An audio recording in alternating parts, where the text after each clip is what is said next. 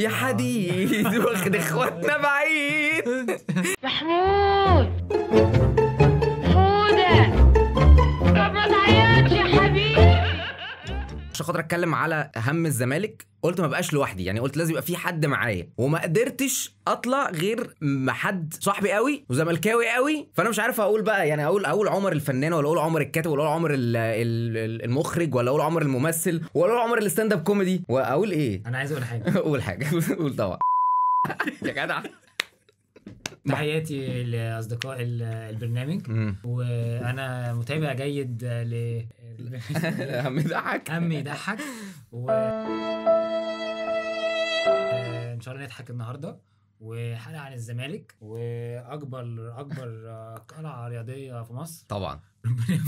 ربنا يفك حبسهم يا رب ان شاء الله. بصوا انا في بدايه انا بس عايز اكلم اي حد. يعني الطبيعي ان الناس بس اللي كانت لابسه تيشيرت زي ده ان هم يشجعوا نادي الزمالك، الناس القديمه ان هم يشجعوا نادي الزمالك، فاهمني؟ وطبيعي جدا ان الناس اللي هي الشباب الصغيره دلوقتي ان هم برضو يشجعوا نادي الزمالك، لان زمان شافوا الزمالك بياخد بطولات، دلوقتي الزمالك بياخد بطولات. ما احنا لسه واخدين يا ابني. يا ابني ده ناصر المنسي ده بقى قال لك أيوة. احنا الكوره انتهت ولا انت؟ أيوة. انت عشان الكوره انتهت فنسيت. ايوه لا طبعا. فده اللي شاغل بالي، ان جيلنا بقى احنا اللي هو احنا دلوقتي تلاتينات، من بعد 2002 الناس اللي فضلت تشجع الزمالك فضلت تشجعه ليه؟ ما انا عايز افهم. من 2002 ل 2014 لما خدنا الدوري عمر كابتن خالد عمر طبعا. هبتدي انا بنفسي. يعني انا شجعت الزمالك ليه؟ بصوا يا جدعان، انا شجعت الزمالك طبعا كده وراثه. انا ما ورثتش من ابويا غير كل حاجه وحشه. والله العظيم انا ما ورثتش من ابويا غير كل حاجه سيئه. شرب الشاي هشرب شاي، تشجيع الزمالك هشجع الزمالك، ما بيشربش سجاير لا انا بقى دي هزودها انا بقى من عندي، انا هشرب سجاير. فانا شجعت الزمالك وراثه، واللي خلاني اشجع الزمالك كان حازم امام طبعا. فانت شجعت الزمالك ازاي؟ انا كنت اهلاوي. يا دين امي. بجد كنت اهلاوي، ابويا وامي واخويا اهلاويه. وانا فاكر ماتش 6-1 ده كان حوار. لما حسام حسن جاب الجون حسيت ان انا ايه ده حلو، ده دراما، وفي الاخر خسرنا 6-1. انت عاشق للدراما. انا احب الاندر دوجز. الزمالك بقى الاندر دوج. يعني بقى هو فانا اتفرج على الماتش عارف ان اتفرج على الماتش عارف ان الاهلي هيكسب. فايه انا سوري. لا عادي احنا براحتنا يعني. فالاهلي هيكسب، بس هيكسب كام؟ فايه ده؟ ما انا عايز بقى دراما وعايز حاجات وبتاع، فراح اشجع الزمالك. رحت الزمالك مفيش يكسب، ما بيكسبش. بس انت قول لي مين اللعيب المفضل بالنسبه لك؟ شيكا طبعا. وكنت بحب وليد صلاح عبد اللطيف. كان بيرفع اللياقه كده، بس هو بيرفع اللياقه ورقم 10. هو رفع الياقات اكتر ما رفع اوفرات. ما عملش حاجه. بس مفيش حاجه تاني. جمال حمزه طبعا كان بيبقى طول السنه نايم في بيتهم ويصحى يجيب جون في الاهلي. لا هو جمال حمزه كان بيبقى طول السنه نايم قبل التدريب على قهوه الفرسان في 100 عقبه. وبعد كده يطلع بقى يعمل الكلام ده خلاص ويختفي، يتاجر بقى في اي حاجه، فاهم؟ ينام، يسافر، يجي. هو يتاجر في المعسل عامه. خلينا نتكلم في العشريه السوداء. بصوا يا جدعان، هو مين طلع المصطلح ده؟ يعني فاكر احنا 2002 بجون طبعا تامر عبد الحميد، احسن نادي في العالم، جون ورايحين كاس عالم. ايه اللي حصل بقى عشان خاطر الناس ما تعرفش؟ بصوا يا جدعان ببساطه شديده جدا، اللي حصل ان كان في شركه راعيه المفروض ان هي كان في زي دوره كده هتتلعب اللي هي كاس العالم للانديه، هتتعمل في اسبانيا، وكان المجموعه بتاعتنا فيها ديبورتيفو لا كورونيا، وفي مش عارف ريال مدريد الناحيه الثانيه اللي كان واخد دوري الابطال في الوقت ده، وهكذا. الشركه دي جت على حظ الزمالك خسرت، قال لك لا والله احنا جبنا صفقه بلالين كلها ما بتتنفخش. وهو الزمالك كده، فقال لك لا خلاص الزمالك كده احسن نادي في افريقيا وفي العالم، واخد 6-7 بطولات. لا ما فيش والله. انت مش هينفع والله للاسف نادي القرن. معلش اصل احنا طلعنا بحسبه جديده.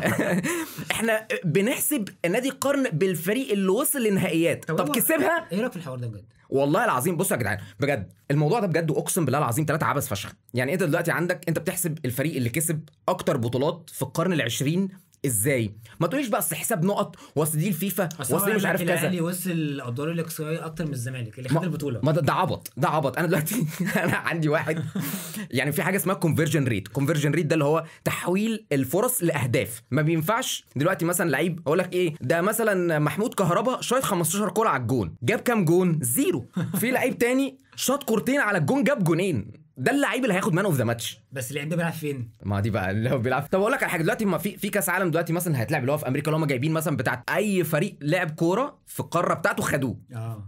طب ما الزمالك الزمالك يا جدعان واخدين 4 من افريقيا والزمالك مش فيه. مش فيهم والاربعه اللي واخدينهم طبعا الاهلي كده كده معدي بقى معاهم دلوقتي 12 ولا 13 باين 13 ان شاء الله يبقى رقم نحس عليهم ان شاء الله باذن الله يفضل رقم 13 ده 12 ان شاء الله يوصلوا ل 13 بعد عمر طويل يعني يفضل اللي هو ايه 13 مع عندنا يا رب تفضل 13 ده رقم سيء حظ معاندهم يا رب على طول ان شاء الله يعني. عندنا كده زي الستة عندنا. انا اصلا انا بشجع فرقتين الستة عندهم اكيد ده برشلونه والزمالك كان ليفربول بس ليفربول خد الستة الحمد لله اتكسرت في انجلترا. بتحب المعاناه؟ انا اعشق المعاناه اديكوا شايف انا قاعد بعمل برنامج عن المعاناه عن الزمالك اصلا دي معاناه من 2002 لحد الى ما لا نهايه. الزمالك قعد في فترات اقسم بالله العظيم يا جدعان ما يستحملها اي بني ادم. هو اصلا عدد المدربين اللي جم الزمالك اكتر من الاهلي خد بيه الدوري. والله يعني مدربين كتير فشخ. المدرب كان بيجي بيصيف ويدرب الزمالك. عارف مثلا ايه بروجرام في اسبانيا تزور المتحف المصري وتدرب الزمالك بالمره يعني تبع بتاع ده وياخد حكم يعني ما في عقوبه غالبا بياخد حكم مخدرات يعني حاجه وحشه قوي يعني انت بتبص دلوقتي على النادي بتاعك عامل ازاي والنادي المنافس بتاعك عامل ازاي. احنا في العشريه السوداء دي احنا كان عندنا احنا عندنا مشكله رهيبه في الصفقات. عندنا مشاكل فشخ يعني. النادي الاهلي بقى في الجيل الذهبي عنده مين؟ عنده طبعا مع طبعا منتخب افريقيا عماد النحاس وائل جمعه عصام الحضري محمد بركات محمد ابو تريكه. وعنده في الهجوم خط الهجوم عنده مين؟ عماد متعب فلافيو واحمد بلال تمام. فهم مش محتاجين مهاجم. الزمالك جه شاف واحد بيلعب في بلديه المحله اسمه ايه؟ اسمه هاني العجيزي. جه النادي الاهلي قال لك لا ده هاني العجيزي ده بقى ايه احنا هناخده. طيب ماشي خدوه خلاص يا جماعه سيبوه. احنا كنا لسه برضه في الرحله بتاعتنا لغزل المحله زعيم الفلاحين. احنا لسه في المحله احنا لسه في الفلاحين دلوقتي. بس رحنا بقى الدرب الثاني رحنا بقى الناحيه الثانيه بقى لغزل المحله. كان في شبيه دروجبا قبل ما يبقى في دروجبا يعني قبل ما يبقى في اللي هو ايه يعني ده لو كان موجود دلوقتي كان طلع مع فان دايك ومبابي اللي هو شبيه مبابي. لما يطلع يلعب معاهم والله العظيم 3 هيعمل انا اللي بيعرف يلعب اقسم بالله العظيم بجد. بدل اللي هو ايه بدل ما يترموا على الفاضي وشبيه ألف والكلام ده. في موضه طلع لو حسن اجويرو وسيد نيمار ودي ماريا وطبعا بيكهام طبعا ونيدفيد. ايه بيكهام ده؟ ما دي بص ده ايه ما اصلا انا كنت محمود ميسي فانا لو كنت لعبت كوره كان زماني معاهم فاهم. وما كان في ايمن حفني اللي حفني برضه مدعي ليه وهي ليه مفيش اي شبه خالص. مفيش يعني عم حسن دروجبا ده كان بس لا هو كان نفس فردة الشعر اللي هي بالجلاد بتاعت دروجبا دي اللي هو انت عارف ان الشعر ده شعره وقع غالبا دلوقتي مفروض ويلبس دي. جه النادي الاهلي ما خلناش حتى نتهنى على اللي هو شبيه دروجبا لو احمد حسن دروجبا. الاهلي ما خلناش نتهنى حتى على اللعيب ده. اشتراهم وخد سماكه وركنهم على الدكه وخد سماكه وعمرو السماكه ومش عارف ايه. النادي الاهلي في الفتره دي كان بيشتري اي حد مش عشان خاطر هو يكسب. وكان بيسيب لنا بقى ايه يعني سايب لنا شريف اشرف. شوف اول مره اشوف مهاجم طوله 159 سم. انا ما شفتش الطول ده قبل كده. انا ما شفتش الكلام ده قبل كده. على فكره ده ما كانش لعيب كوره. وبنلعب بمصطفى جعفر. ده ما كانش لعيب كوره ده. وبنلعب بمصطفى جعفر بقى فاهم. وبتلعب بمحمود وسام العبدي واحمد غانم سلطان باك يمين رقم 7 وما كانش حريف ولا سريع ولا بيرفع اوفرات. بس كان ابن غانم سلطان. وبعدين خلي بالك ده حد غالبا كان بيلعب في الالومنيوم فاهم حاجه بجد. ما كان بيعمل كده. اسمه حاسس ان هو ابن لعيب كبير. ما هو احمد غانم سلطان احمد شديد قناوي. بص اي لعيب بيتقال اسمه الثلاثي اعرف ان هو مش هو هو بيتقال اسمه الثلاثي زي سيف فاروق جعفر. مش قصدي طبعا مع احترامي لكل الناس ملك النص مع احترامي لكل الناس بس هو طالما اسمك ثلاثي لا. انا مثلا عندي خناقه ريكاردو وجمال حمزه. ايه ده فكرني بالله. كان بيلعبوا الزمالك في غزل المحله وريكاردو ده كان جايبينه باك شمال. فجاه في كوره كده جمال حمزه. ريكاردو ده المفروض ان هو كان من البرازيل. كان من البراجيل عامه. انا ما كنتش من البرازيل. من البراجيل. وفي كوره كده جمال حمزه عايز ياخد الكوره في الواد عشان من البراجيل رقص. فجمال حمزه راح ضربه بالقلم. فالواد يا عيني ده بجد. بس فالحكم طرد الاثنين. خناقات اللي هو زنا المحارم فرق في بعضها. طبعا الكره الشهيره بتاعت احمد غانم سلطان الجون بتاع بركات. ما دي من المباريات التي لا تنسى. انا كنت في الاستاد. وانا كنت في الاستاد والله العظيم انا كنت في الاستاد. ابويا كان بيشتري عربيه ساعتها. اشترى عربيه معفنه قوي خيشنا فيها فشخ. بعد ما اشترى العربيه قلت له يا بابا انا معلش انا اسف انت روح انت على البيت انا هروح احضر ماتش الزمالك يعني. وحضرت ماتش الزمالك وطبعا واحنا فرحانين وبتاع وبنهتف ومش عارف ايه، جه بقى بركات فاهم قام حاطط الجون وعامل لنا كده. لا، وبعد كده قال لك فاهم انا عامل لا، كده لا، كده ايه دي يا بركات؟ بركات بركات انت مش عامل كده، ما هو انت مش بتتكلم صم وبكم ولا انت بتعزف روك، دي مش كانت تعمل لنا لا مؤاخذه. بس هو الصراحه جت فينا بجد. احنا سكتنا. انا سكت، اقسم بالله الجمهور سكت. شفتها في وشي. وكريم سلطان الجون الاولاني، الشوط الاولاني جون من عنده بتاع بركات برضه، عدى من فوقيه اول ما اشوف لعيب بيرقص في الهواء. احنا كنا بنلعب دايما بغانم سلطان، احنا ناقصين في لعيب ناقص معانا. انا بالنسبه لي الفتره بتاعت العشريه دي بتتلخص بجد وحياه ربنا في وش عمرو الصفتي. بصوا يا جدعان، انا حسيت ان شميت ريحه سمنه. بصوا يا جدعان، عمرو الصفتي طبعا للناس اللي متابعه الكوره، هم عمرو الصفتي هو وشه كان بيوضح قد ايه الزمالك بيعاني. هو بينزل اول حاجه نادي الزمالك لابس ابيض وبتاع وفانيلا شياكه وخطين حمر والدنيا جميله، بعد 3 دقايق من الماتش بيطلع يركب فوق لعيب يخبطه يعور اللعيب ويعور نفسه والشعر يقوم نازل على قدام، وكان بيبقى اقرع من وفي تكشيره بنت وسخه كده واقرع من هنا لو عنده العمليه. فده كان بيوضح قد ايه نادي الزمالك متخبط فشخ. وكان بيلعب جنبه محمود. ده كارثه. محمود ده بحس ان هو عميل مزدوج. محمود هنا ومحمود هناك. محمود. وبعد كده جات لك فتره حسام حسن. فتره حسام حسن هي اللي فوقتنا شويه. طلع حازم امام وعمر جابر طبعا، ومحمد ابراهيم وعلاء علي الله يرحمه. الله يرحمه. الوحيد اللي لسه ناشئ لحد دلوقتي فيهم حازم امام واعتزل. ليه ما عمر جابر لسه ناشئ، لسه بيرفع. انا عمري ما شفته رفع كوره غير بتاعت المنسي. دي احلى كوره رفعها في حياتي. هي كانت برضه كانت مستوى منخفض برضه. فحسام حسن عمل معانا طفره. ما احنا كان عندنا في بروفايلات كده في مصر المهاجمين دي، يعني تفتكر طبعا عمرو زكي التايجر طبعا، الهجام، عندك احمد جعفر الغزال. احمد جعفر استحاله يبقى غزال. اما كان اسمه ايه ده غزال بيعاني من السن المفرطه. لو انت قصدك على حاجه يعني حاجه كان في اسم كده الغضنفر. ايه الغضنفر ده؟ احمد جعفر يعني الغضنفر يعني. فاكر قلع تيشيرت لما حلف بالطلاق ان هو مكمل تاني. ده جامد قوي عامه. بص اصلا كل الحاجات دي والله العظيم 3 بتوضح قد ايه ان الزمالك اقسم بالله العظيم 3 كان بيعاني واحنا مكملين. هي الفكره كلها ان انت مكمل تشجيع. انت اصلا انت متخيل ان انت كطفل انت بتدخل المدرسه بعد ما فرقتك تبقى شايله 6-1. انت متخيل؟ بس هم عملوا حاجه وحشه قوي. جبتوا كلب ولبستوه تيشيرت الزمالك ولا وحمار وبتاع. عامه انا زعلان. انا زعلان جامد من جمهور الاهلي في حاجات. ان هم جمهور الاهلي للاسف يعني عنده سنه عنصريه بصراحه، سنه عنصريه ما بحبهاش. بس احنا مش جايين نتكلم على على الاهلي. بيتقال في حاجه واحده بس. ايه الكلام ده يتقطع على فكره. وبعدين احنا عندنا ماتشات مهمه قوي. عندنا ماتش مهم جدا. الحلقه دي غالبا هتنزل بعد الماتش. هتنزل بعد الماتش يعني هتنزل الماتش يوم الخميس، تنزل يوم الجمعه ان شاء الله. فاحنا دلوقتي بندعي يا رب ان شاء الله باذن الله يفك حبس الشباب الكباتن اللي عندنا. انهي واحد بقى؟ عندنا وينج ليفت، عندنا وينج ليفت، وعندنا باك ليفت، وعندنا CDM وعندنا مدرب حراس بس يقدر يقف حارس مرمى طبعا، ومدير الكوره. فاحنا كده ناقصنا حد. ما احنا ممكن مثلا باك يمين او ممكن نحبس ناصر منسي. لا بس بلاش. لا الراجل جاب لنا البتاع ده البطوله. دي حاجه غريبه ما بشوفهاش غير في نادي الزمالك. لعيب بيبقى بيلعب عندنا على سبيل المثال وليس الحصر. ده دي ظاهره بجد والله. عاشور الادهم يا جدعان لعب عندنا 3 سنين في فتره حسام حسن. حسام حسن كان عنده قناعات كده غريبه طبعا. عاشور الادهم، احمد مجدي، سعيد قطه، كان في عنده شويه قناعات كده. هو لعيبه معينه جايبها وبتاع واحنا نلعب. لاعب اسمه ايتكو ابو كونيه ده الاسطوره. ده اول واحد دخل سباق في مصر. ده الاسطوره. بس اللي انا بتكلم عليه بقى في وسط الناس دي كلها كان في لعيبه عندنا يا جماعه اسمه عاشور الادهم فضل عندنا 3 سنين ما بيعملش اي حاجه غير ان هو بيشوط الكوره. الناس اللي حوالين استاد القاهره بيجيبوها. اشتكت يا جماعه على اللعيبه يا اخي، بدنا ننام يا اخي، عايزين ننام يا عم. كان بيجري كده.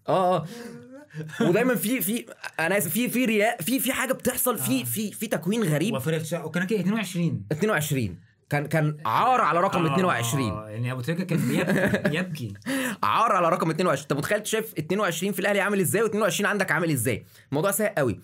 الساعه بتاعت استاد القاهره احنا صلحناها مثلا بتاع سكه 5 مرات من الشوط بتاعت عاشور الادهم. اصلا كان الكور اللي فيها عجز ما هنجيب منين؟ هنجيب منين؟ كان بيتخصم منه كل مره عشان تمن الكور دي. اول ماتش لعاشور الادهم قدام الزمالك انا فاكر كان بيلعب في الجونه في بطوله كاس مصر ايام ما كان حسن شحاته بيدرب الزمالك، وجاب جون في الجونه في عز الحر من نص الملعب، قنبله، وجري احتفل قنبله، اقسم بالله جري ال 100 عقبه، احتفل قدام النادي احتفل قدام بوابه النادي، قنبله ملهاش حل، لا تصد ولا ترد من عاشور الادهم اللي كان ميت عندنا. ده ما كانش العشم يا عاشور، ما كانش العشم. احمد سمير ابو العمايم، دي ماريا احمد سمير ابو العمايم كان عندنا رجله الاثنين شمال كان باك شمال، الحاجه الوحيده اللي بتظبط له اتجاهاته هي شعره، لو عمل كده هو رايح طالع بره الاوت. كان يعني عنده ايه، ضعف مناعه وضعف كل حاجه، ضعف كل حاجه بالظبط، كان عامل فورمه ضرب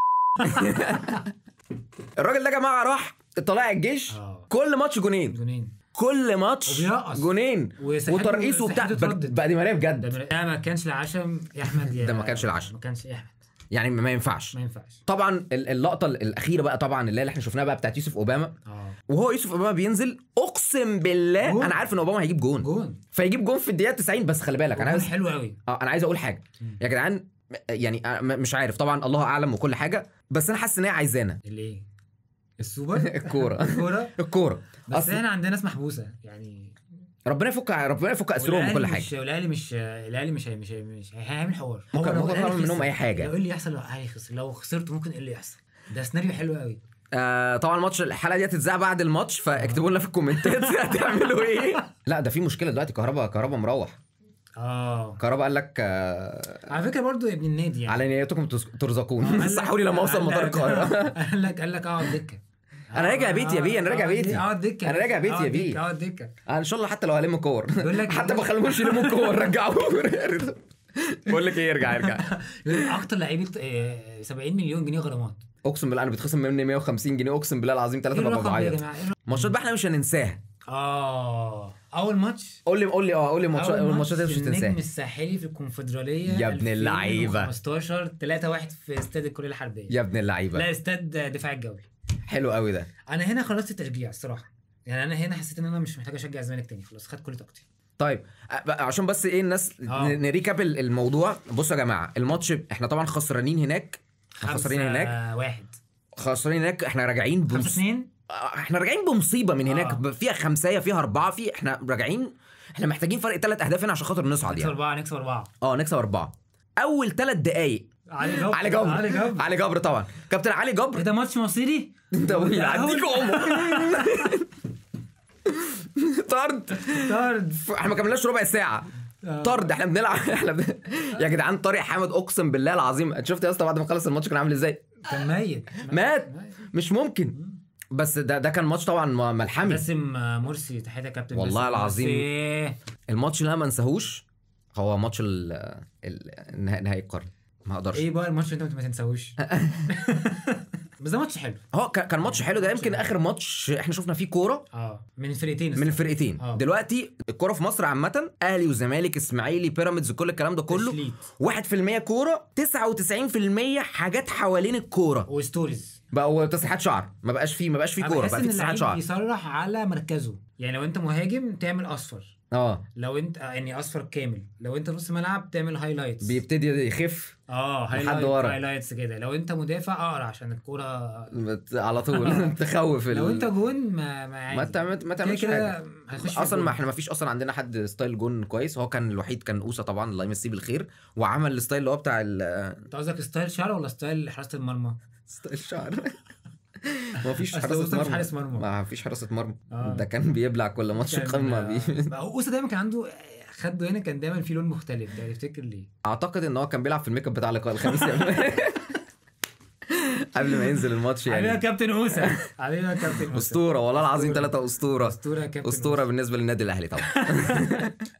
ماتش مش عارف كان كاس ولا سوبر بتاع 4-3. ده ماتش الكاس، كان ماتش الكاس طبعا ده ماتش الشيخ اسامه حسني. ده الجون، ده الماتش اللي هو ابو تريكه فجاه جاب جونين كده، جاب جون كره ضله في الدقيقه حاجه و80، كره قاعده عماله الجون ده عمرو زكي جاب جون برضو هجام. انا عايز اصلا من هنا عايز اوجه نصيحه للفيفا. بصوا يا جدعان، دلوقتي الماتش الطبيعي جدا بتاعه ان هو 90 دقيقه، صح؟ الكرة بتطلع بره وقف التايم، الكرة نزلت الارض شغل التايم، الكرة فاول وقف التايم، عشان خاطر نلعب 90 دقيقة، عشان القصة بقى بتاعت زائد 90 ومش عارف ايه، الاهلي كده مش واخد محتواها هيخلص. أيوة. الاهلي محتواها هيخلص، أيوة. اقسم بالله لو عملنا القصة دي الاهلي وريال مدريد محتواهم هيخلص.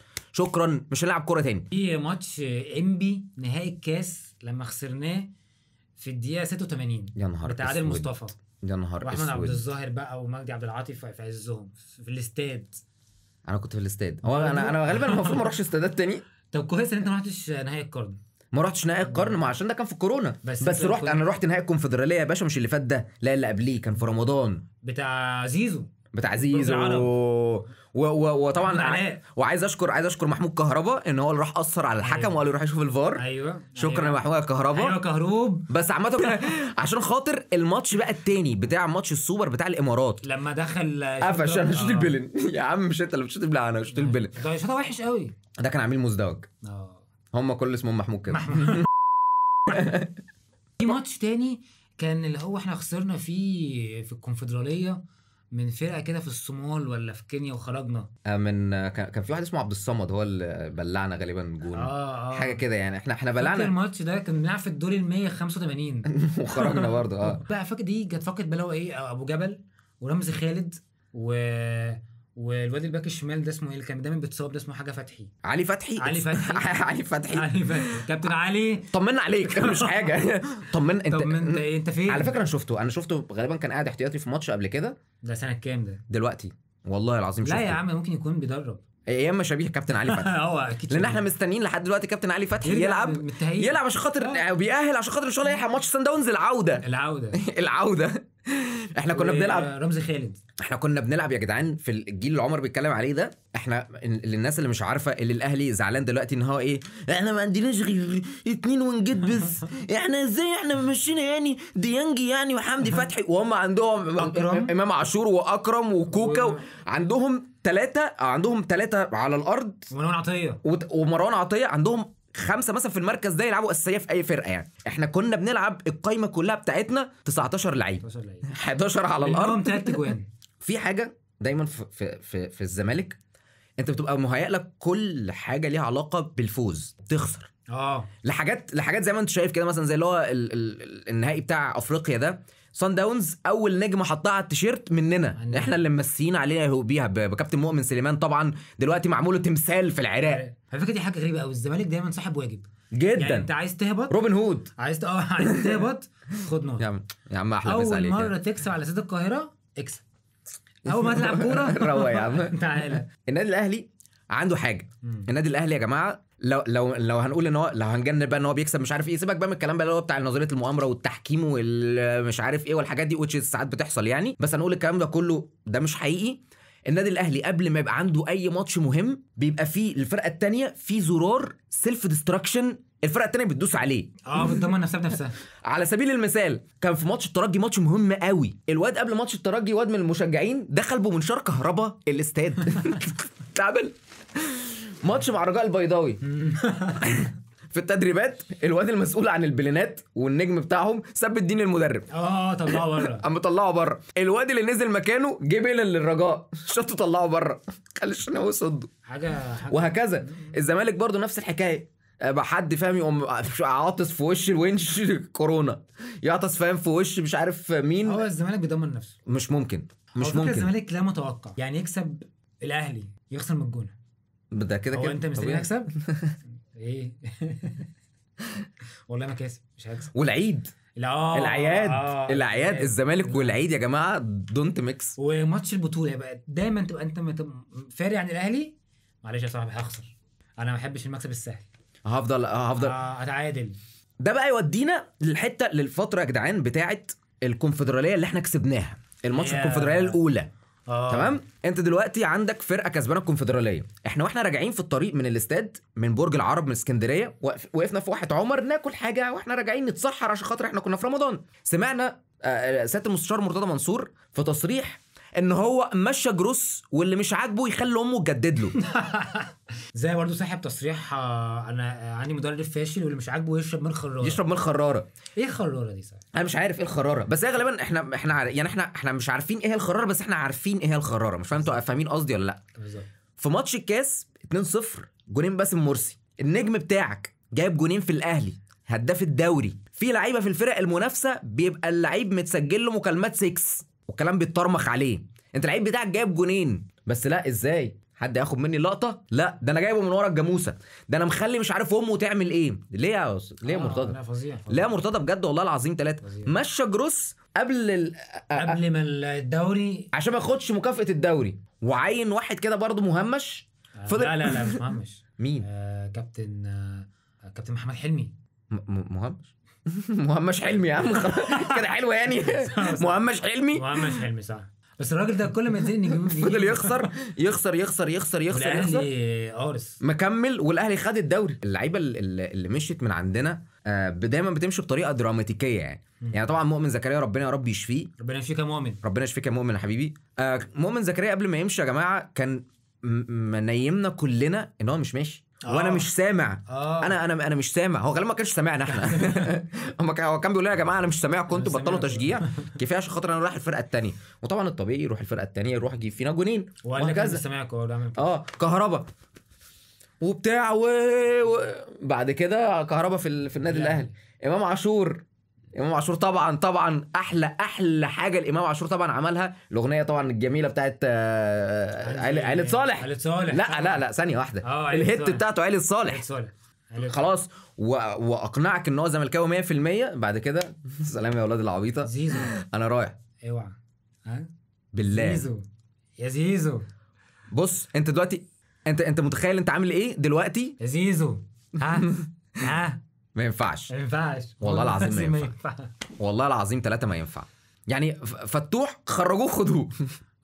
لا عايزين فتحوا خرجوه خدوه، لكن زيزو ما ينفعش. تشجيع الزمالك مش مش للقلوب الضعيفه ابدا. هو مش لحد عامه. بس هقول لكم على حاجه بجد بقى، كلام بجد. تشجيع الزمالك بحسه زي الحياه. يعني الطبيعي ان انت تلعب في مره تكسب وفي مره تخسر في مره تخسر. ما اصل دي الحياه. ما انت مش دايما بتفضل تكسب على طول. ما انت مش بيل جيتس فاهمني. فطبيعي جدا ان انت بتلعب وتخسر بعد كده تكسب عشان خاطر المكسب يبقى ليه طعم. دلوقتي بص الاهلاويه بيبقوا عاملين ازاي. بيبقى لسه كسبان بطوله افريقيا بيحتفل بيها يوم ايه الحوار ده يعني ليه يوم مع موعد يومين موعد 3 يوم يعني ليه؟ ولا ويكسب التاسع يقول لك العشرة. ما تهدى يا ابني. 10 يقول لك 11 حفيه. ما تهدى انت لازم تحس بحاجه. احنا لما بنكسب شوط بنحتفل. انا بنقفل الماتش خلاص كسبين شوط يعني. طب اقول لك على حاجه. انت دلوقتي كزملكاوي في ماتشات الزمالك اللي ما بتتفرجش عليها بتعمل ايه؟ عشان انا فيها حاجات بعملها كده هقولها. اللي ما بتتفرجش عليها انت دلوقتي مثلا مسؤول في شغل، عندك تصوير، عندك حاجه بتاع، مش هتتفرج على الماتش. مبدئيا بنكسب. فمش عارف ليه. فبس بفتح كده اشوف احنا كام. انا استحاله اعمل كده. انت ايه بقى؟ استحاله. انا سمعت الزمالك كسبان تمام. اول ما بفتح الموبايل وابص في النوتيفيكيشن جون فينا طبعا. الزمالكاويه يفهموا، الزمالكاويه بجد هيفهموا الموضوع ده. عارفين حظاظه الزمالك اللي هو الزمالكاويه بيعلموا بعض بيها دي. الزمالكاوي بيعاني بجد فعلا من الاضطهاد، لان احنا مش اقليه. بس انت بتعاني بجد فعلا كزملكاوي من الاضطهاد. لما مثلا بلاقي كاشير مثلا حد مثلا شاب قاعد جنبي في المواصلات، اي حد راندوم في الشارع ولا بتاع الاقيه لابس حظاظه الزمالك، بحس ان انا عايز اكلمه. بختلق معاه اي حديث وهمي ان هو ايه، انا مش عشان خاطر الراجل الزملكاوي ده. انا زملكاوي، هو زملكاوي، بس هو ما يعرفش ان انا زملكاوي. فبتلاقي فيه وش كده ايه يعني ايه عايز ايه يعني مالك يعني في ايه او لو لا صاحبي شكرا. لا مش فقول يا عم ما تقلقش انا زملكاوي. بعد كده عامل ازاي؟ ايوه انت ما تقول خلاص بقى ادفع لي يا ابني جهتي خلاص. فاحنا كده اتعاملنا. فلا الزملكاويه بيعانوا فعلا بجد من الاضطهاد. بس احنا كتير على فكره، احنا كتير قوي. انا بس عايز انتهز الفرصه. انا مش عارف الكلام ده انا هسيبه في المونتاج ولا لا. بس انا في مذيعه في قناه نادي الزمالك انا بكراش عليها بجد والله العظيم. بتكلم بجد ومش عارف اعمل ايه. شجع الاهلي. وصلوا لي الفيديو ده. اول حرف من اسمها ايه؟ يا استاذ انا لا خلاص عشان خاطر هي ما تاخدش مقلب في نفسها جامد. عشان خاطر انا مش هينفع برضه نلاقي برضه الراجل اللي مركزي يعني. مش عارف انا ليه عملت كده، بس هي يعني ما علينا يعني. بعد ما اعترفت يا ابني الكلام ده انا اللي اشيله في المونتاج. يا ابني كل الكلام ده هيتقطع، كل الكلام ده هيتشال، انا مش هينفع. ما هي زملكاويه هي زملكاويه ممكن تشوف الفيديو ده. كل الامنيات ان شاء الله باذن الله الفيديو ده يبقى فيديو سعيد علينا ان شاء الله باذن الله، وان الزمالك يكسب بطوله السوبر المصري ان شاء الله ان شاء الله. ولو الزمالك كسب هنعمل فيديوهات قبل المطوشه. ولو الزمالك خسر هنعمل فيديوهات صياح بعد المطوشه. كورة. يا عم اهو يا عم. في النهايه حابب طبعا عايزين هنا نتبنى مبادره الروح الرياضيه. عايزين نتبنى مبادره الروح الرياضيه. مش هنعرف نتبنى اي حاجه هادفه. لا ما انا مش هنعرف نتبنى اي حاجه هادفه. والكوره خلصت خلاص، انتهت يوم ناصر منسي لما جاب القضيه. انا بالنسبه لي خلصت يوم 18 ديسمبر. ميسي كاس العالم. تتوقع الماتش يخلص كام؟ اتوقع ان الماتش هيخلص ضربات جزاء برضه لنادي الزمالك. اعتقد ان احنا هنوصل الماتش كزمالك لضربات الجزاء. احنا ده هيبقى المين تارجت بتاعنا، لان احنا انت شفت زياد كمال ما يلعبش. شفت زياد كمال عامل ازاي؟ زياد كمال هو المرادف لكريم نيدفيد. بصوا يا جماعه، هو شكل محمد انور مسرح مصر بدأن محمد كريم. الممثل محمد كريم عارفينه. فربنا يستر. طبعا على خط النص عندنا عبد الله، بسم الله ما شاء الله، ربنا يا رب يديله الصحه، بعشقه، اسطوره من اساطير الكوره. ربنا يا رب يديله الصحه يا رب، ويعرف برضه يعرف يلعب البتاع ده. احنا بنلعب بلا مؤاخذه بعشرتين 8. فربنا يستر علينا. كل التمنيات لنادي الزمالك ان شاء الله باذن الله بالفوز. هيكسب 2-1 ان شاء الله، او 1-0 اي حاجه مش فارق، المهم باذن الله نكسب. وادعوا لاخواتنا في الحبس يا حديد واخد اخواتنا بعيد. شكرا يا جماعه جدا. شكرا لكل اللي اتفرج لحد هنا. لو انت موجود على اليوتيوب، طبعا زي ما انتم شايفين المحتويات مختلفه جدا، مره رياكت، مره بودكاست، مره سكتشات، مره حاجات. فلو انت موجود على اليوتيوب ما تنساش تعمل سبسكرايب في القناه وتعمل لايك، لان يا جماعه الموضوع ده بيساعد جدا، اللايكات بتساعد. واكتبوا تحت في الكومنتس البتاع ده هيبقى الفيديو نازل بعد ماتش الاهلي والزمالك. لو الزمالك كسب طبعا اتمنى ان انتوا تباركوا لي، لو ما باركتليش عادي. لو الاهلي كسب قولوا لي برضو هارد لك، لان انا بسيك الاتنشن طبعا. ما تنسوش برضو تعملوا فولو على الانستجرام وفولو على التيك توك، عشان خاطر فيه محتويات مختلفه في كل ابلكيشن. هسيب برضو لينك الانستجرام بتاع عمر، خشوا اعملوا له فولو على الانستجرام، لانه هو ستاند اب كوميديان شاطر قوي وزملكاوي جامد جدا. شكرا ليكم. انا محمود النجار، وده كان هم يضحك، وخلي بالكم من نفسكم، والسلام عليكم.